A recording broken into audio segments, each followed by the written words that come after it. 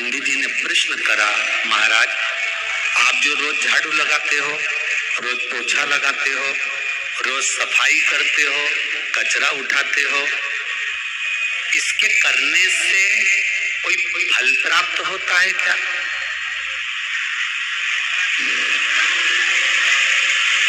इसके करने से कोई इच्छा की पूर्ति होती है क्या? इसके करने से कुछ हमें मिलता है क्या? तब उसी समय पर राजा जयध्वज ने कहा, ब्राह्मण देवता, इस झाड़ू को लगाने से, इस पोछे को लगाने से, इस सफाई को करने से, इस कचरे को उठाने से क्या फल मिला, मैं आपको बताना चाहता हूं ब्राह्मण देवता। मैं पहले रेवत ब्राह्मण था। ब्राह्मणों में भी एक ब्राह्मण ऐसा होता है जिस ब्राह्मण को पूजन का अधिकार, कहीं कर्मकांड करने का अधिकार, यज्ञ कराने का अधिकार, पूजन करने का अधिकार, अनुष्ठान करने का अधिकार नहीं होता। पूर्व समय में मैं रेवत ब्राह्मण था।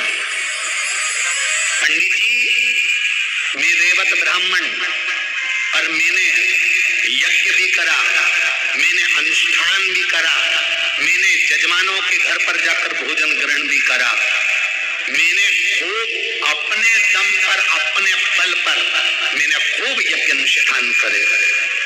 अगर कोई मेरे पर उंगली उठाता था, मैं उस पर भी अपशब्द कहता था। पूर्व समय में मैं रेवत ब्राह्मण था। मैं यज्ञ करता, कर्मकांड करता, पूजन करता। मुझसे लोग कहते कि तुम यज्ञ मत करो, तुम अनुष्ठान मत करो, क्योंकि तुम रेवत हो, तुम्हें ये करना नहीं चाहिए, तुम्हें तो वानप्रस्थ जीवन जीकर या किसी मंदिर में केवल सेवा चाकरी करना चाहिए। मंदिर का द्वार खोलना, मंदिर में भगवान का पूजन आदि कर लेना, ये तुम्हारा कर्म हो सकता है। भिक्षा मांगकर खा लेना, ये तुम्हारा कर्म हो सकता है। भिक्षाटन करना, ये तुम्हारा कर्म हो सकता है। 7 घर 8 घर की भिक्षा को इकट्ठा कर तुम अपने परिवार का भरण पोषण कर सकते हो, ये तुम कर सकते हो। पर तुम कर्मकांड करो, तुम यज्ञ कराओ, तुम अनुष्ठान कराओ, ये ठीक नहीं है। पंडितों ने मुझे समझाया पर मैं नहीं माना। बहुत मेरा बल था, मैं मानता नहीं था, और मैं बहुत वैश्यावृत्ति भी करता था, जुआ भी खेलता था और गलत काम भी करता था। जिनके यहाँ मैं यज्ञ कराने जाता था, अनुष्ठान करने जाता था, वहां से थोड़ा ना थोड़ा सामान अधिकता में लेकर आ जाता था। अपने परिवार के लिए बहुत मैंने किया। एक बार मैं पूजन करा कर आ रहा था,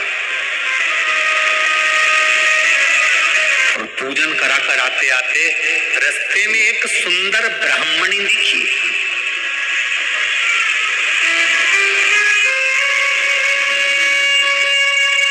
जिसके चेहरे पर बड़ी चमक थी।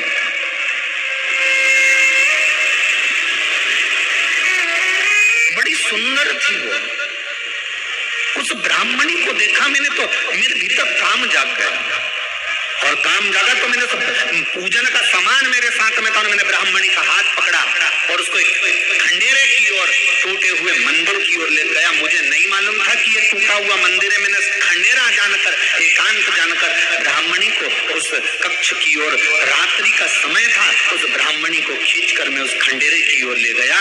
उस वीरान खंडेरे में मैं पहुंच गया।